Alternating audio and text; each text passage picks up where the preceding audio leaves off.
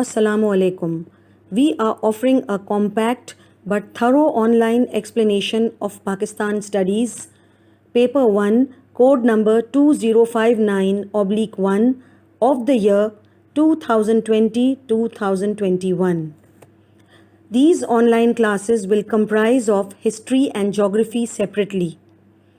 This video will present the topics Downfall of the Mughal Empire and the arrival of the British from the history syllabus.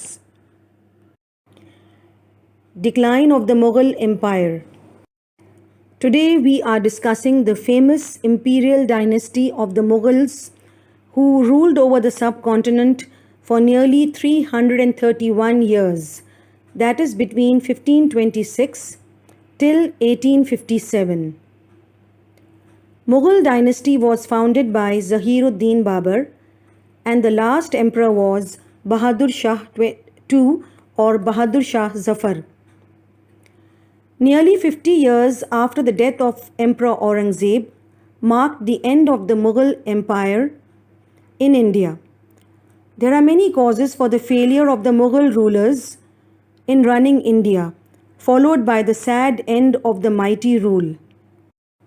It is said that the Emperor Aurangzeb's religious policies were in the favor of Islam, but it signaled various conflicts with the non-Muslim subjects of the empire, which created conflict with the Marathas, Rajputs, Sikhs and Jats. The rebellion due to these conflicts led to the destruction and disruption of peace and economy, as well as it weakened the main structure of the government and military. After the death of Emperor Aurangzeb, fight for power between his sons weakened the hold of the Mughals in administration because they were not capable enough. Administration. The Mansabdari system was corrupt and promoted exploitation of common man. The treasury of the Mughal rule was emptying fast due to the frequent wars and lavish lifestyle of Mughals.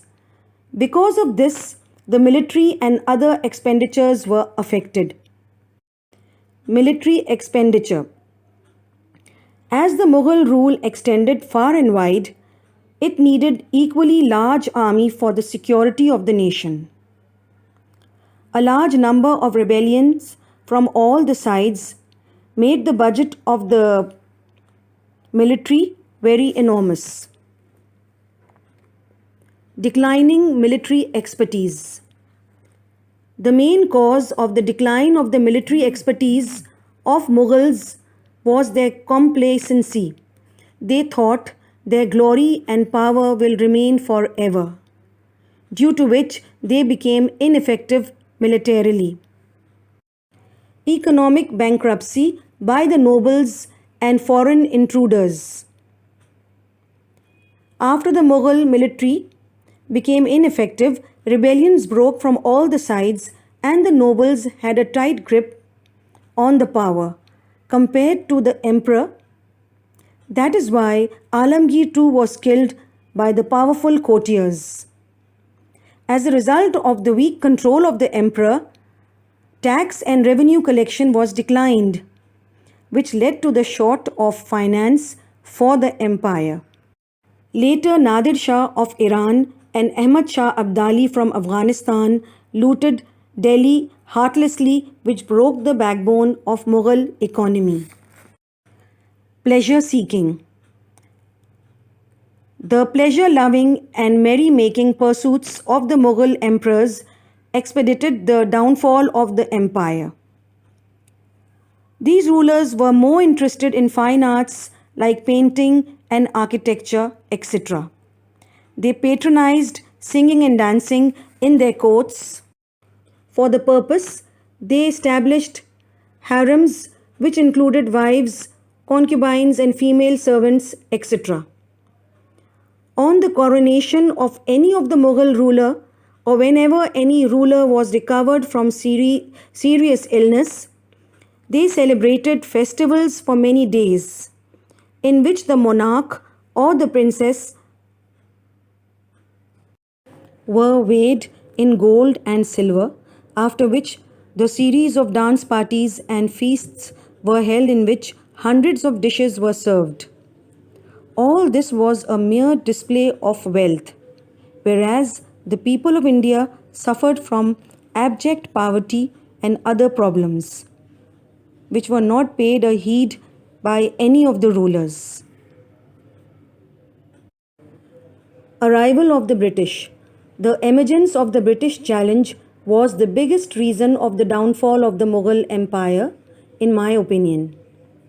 British became powerful after the Industrial Revolution. The British in East India Company traded with Indians and many other countries. Its army and navy were equally well equipped and strong, whereas Mughal navy and army was not so good. Mughals were both financially and militarily weaker than British. On the other hand, the discipline, policies, and diplomacy of the British was the final nail in the coffin of the Mughal Empire. Arrival of the British. The British landed in India in 1608 in Surat, the coastal town of Gujarat. Emperor Jahangir ruled India in those days, and his son Shah Jahan was the governor of Gujarat, who permitted East India Company to trade. East India Company was a British trading company who were interested in the trade of silk, cotton, indigo dye, tea, and opium from the Indians. They wanted their monopoly of trade in India, but the French, Dutch, and Portuguese were their competitors. During the 17th century, Portuguese and Dutch were defeated, but the rivalry with the French was still there. East India Company established 3 bases in India, each in Mumbai, Calcutta, and Chennai, which were referred to as presidencies. The British wanted to increase its influence and control in India, so it slowly started to expand its forces by invading local states. British expansions. The British expansions took place from 1750 to 1856. Battle of Plassey was very important confrontation of the British and the Nawab of Bengal, Siraj-ud-Dowlah. When the British misused the trade privileges given by Nawab of Bengal and did not pay taxes and duty by the workers of East India Company, as a result, Battle of Plassey took place in 1757. In 1756, Siraj-ud-Dowlah attacked the British base at the instigation of the French and defeated the British by capturing Calcutta, but the Nawab could not keep control of it. In 1757, Robert Clive of East India Company attacked and defeated Siraj-ud-Dowlah. This battle was lost by Siraj-ud-Dowlah because of the treachery of Mir Jafar, who was his general. Mir Jafar was made the next Nawab of Bengal by the East India Company. All the powers of Bengal fell under British control. Later, East India Company made huge profits from its monopoly and received very expensive gifts from the Nawab. On the other hand, Bengal was engulfed by serious famine.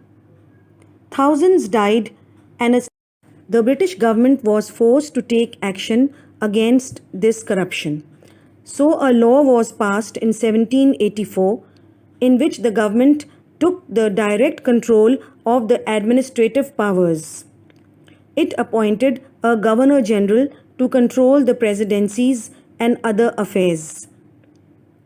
In 1782, Warren Hastings was appointed the first Governor General of India, and the EIC, that is the East India Company, lost its control over Indian administrative matters.